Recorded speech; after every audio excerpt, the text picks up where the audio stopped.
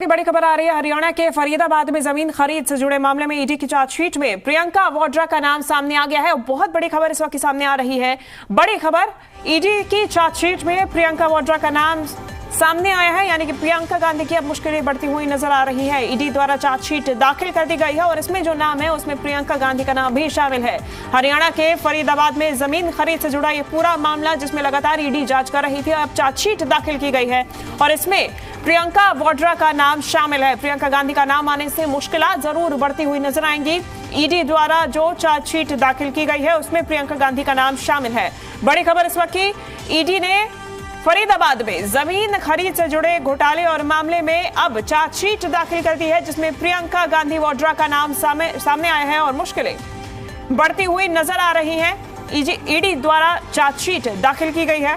इस वक्त की बड़ी खबर, हरियाणा में फरीदाबाद में जमीन खरीद से जुड़ा ये पूरा मामला, जिसमें ईडी द्वारा चार्जशीट में बड़ा खुलासा किया गया है। प्रियंका वाड्रा का नाम सामने आया है, यानी कि चार्जशीट में अगर प्रियंका गांधी का नाम सामने आया है तो निश्चित रूप से ईडी द्वारा पूछताछ के लिए बुलाया जाएगा, आगे कार्रवाई भी की जा सकती है और ऐसे में मुश्किलात प्रियंका गांधी की बढ़ती हुई नजर आ रही हैं। तो चार्जशीट में प्रियंका गांधी का नाम सामने आया। पूरा मामला आपको बताएं, फरीदाबाद जमीन खरीद का यह मामला है, जिसमें लगातार ईडी की तरफ से जांच की जा रही थी और अब इस पूरी जांच में जो चार्जशीट ईडी की तरफ से दाखिल की गई है उसमें प्रियंका गांधी वाड्रा का नाम सामने आया है। इस चार्जशीट में प्रियंका गांधी का नाम सामने आने से मुश्किलात बढ़ती हुई नजर आ रही है।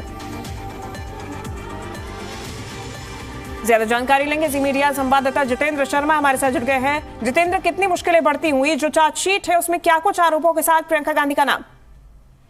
देखिए, ईडी ने सीसी थम्पी और संजय भंडारी मामले में चार्जशीट दाखिल की है। सीसी थम्पी और सुमित चड्ढा के खिलाफ चार्जशीट दाखिल की गई है और इसके अंदर बताया गया है कि किस तरह से रॉबर्ट वाड्रा के सीसी थम्पी के साथ कारोबारी रिश्ते रहे हैं और उसी दौरान जो चार्जशीट दाखिल की गई है उसमें इस बात का भी जिक्र किया गया है कि प्रियंका गांधी ने भी जो जमीन है वो खरीदी थी और ये मामला 2006 से 2010 के बीच का बताया गया है, क्योंकि सीसी थम्पी और रॉबर्ट वाड्रा ने एचएल पाहवा के साथ फरीदाबाद में जमीन खरीदी थी और उसी दौरान प्रियंका गांधी ने भी करीब 5 एकड़ की जमीन फरीदाबाद के अमीपुर गांव के अंदर खरीदी थी एचएल पाहवा से। अप्रैल 2006 में ये जमीन खरीदी गई थी और उसके बाद उसी जमीन को फरवरी 2010 में वापस एचएल पाहवा को बेच दी गई थी। एचएल पाहवा एक प्रॉपर्टी ब्रोकर है और जो रॉबर्ट वाड्रा के साथ काफी क्लोज डील किया करता था और ज्यादातर जो बताया गया है कि उस दौरान जो जमीनें खरीदी गई थी उसमें ज्यादातर जो डीलिंग करवाई गई थी वो एचएल पाहवा के जरिए कराई गई थी।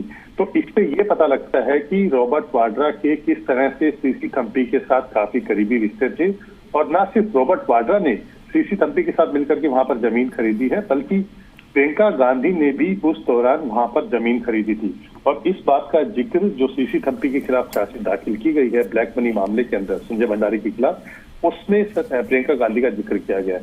इसमें यह बात मैं साफ करना चाहूंगा कि प्रियंका गांधी इसमें आरोपी नहीं है, लेकिन सीसी थम्पी के खिलाफ ईडी फेमा के तहत जांच कर रही थी, जो कि फॉरेन एक्सचेंज मैनेजमेंट एक्ट है, एक सिविल नेचर का केस है। इस मामले में जांच कर रही थी और उसी दौरान ईडी ने अपनी जांच में पाया था कि किस तरह से रॉबर्ट वाड्रा और प्रियंका गांधी जो हरियाणा का इलाका है, खासकर फरीदाबाद और गुरुग्राम का के आसपास का जो इलाका है, वहां पर किस तरह से जमीनें खरीद रहे थे और फिर वापिस से उसी सेम ब्रोकर को जिसके जरिए जमीन ली गई थी उसी को जमीन बेच दे रहे थे और उसमें जो ज्यादातर जो ट्रांजेक्शन थी वो कैश में हुई थी।